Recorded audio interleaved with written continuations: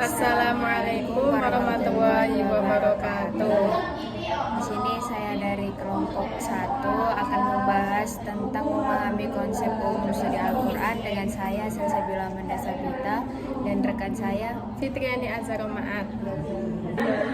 memasuki bab yang kedua, yaitu tentang pengertian.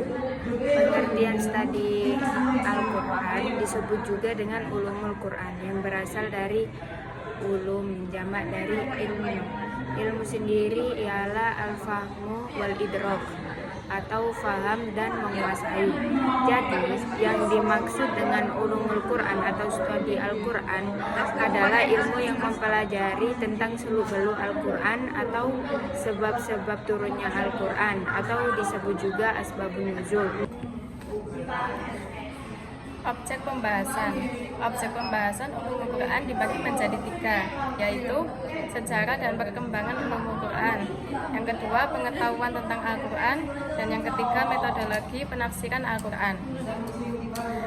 Sejarah dan perkembangan ulumul Quran meliputi sejarah rintisan ulumul Quran di masa Rasulullah SAW, sahabat, tabi'in. Dan perkembangan selanjutnya lengkap dengan nama-nama ulama dan karangannya di bidang ulumul Quran di setiap zaman dan tempat.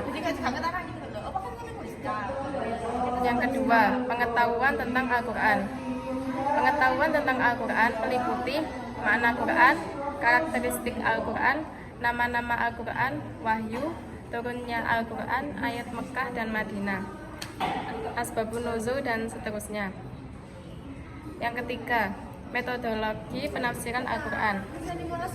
Metodologi penafsiran Al-Quran meliputi pengertian tafsir dan takwil, syarat-syarat mufassir dan adab-adabnya, serta sejarah dan perkembangan ilmu tafsir.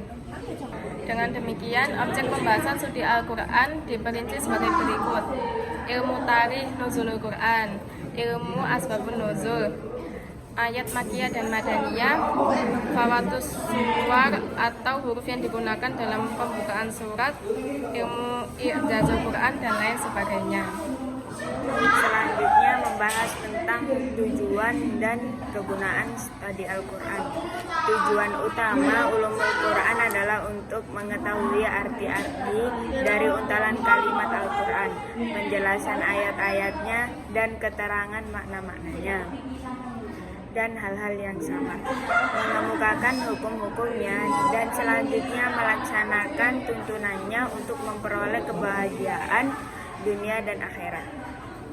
Manfaat mempelajari ulumul Quran ialah mampu memahami, mengaplikasikan perintah Allah Subhanahu wa Ta'ala melalui Al-Quran dalam prospek kehidupan nyata serta pedoman kehidupan setelah hari akhir. Selanjutnya, urgensi studi Al-Quran.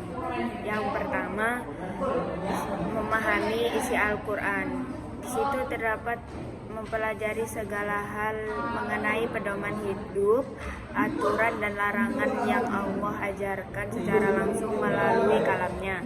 Yang kedua, pedoman syarat dalam menafsirkan Al-Quran.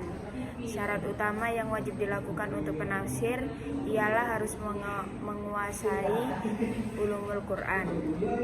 Yang ketiga, mempelajari cara mufassir dalam menafsirkan Al-Quran, yakni membiasakan kita untuk memahami berbagai metode yang dilakukan para mufassir dalam menafsirkan Al-Quran. Yang keempat, mempertahankan kesucian Al-Quran.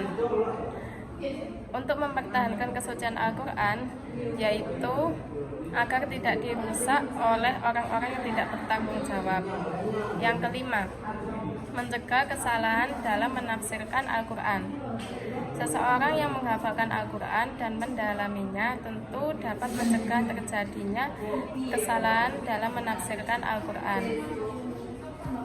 Dan yang terakhir, kesimpulan dari beberapa pembahasan tadi, studi Al-Quran bertujuan agar menghindari salah pemahaman, tafsir yang berakibat pada hilangnya kesucian, makna dalam kandungan ayat Al-Quran, dan semestinya dibarengi dengan praktek nyata dalam kehidupan sehari-hari. Sekian dari saya, kelompok 1. Bila ada salah kata, mohon maaf yang sebesar-besarnya. Wabillahi taufik wal hidayah. Wassalamualaikum warahmatullahi wabarakatuh.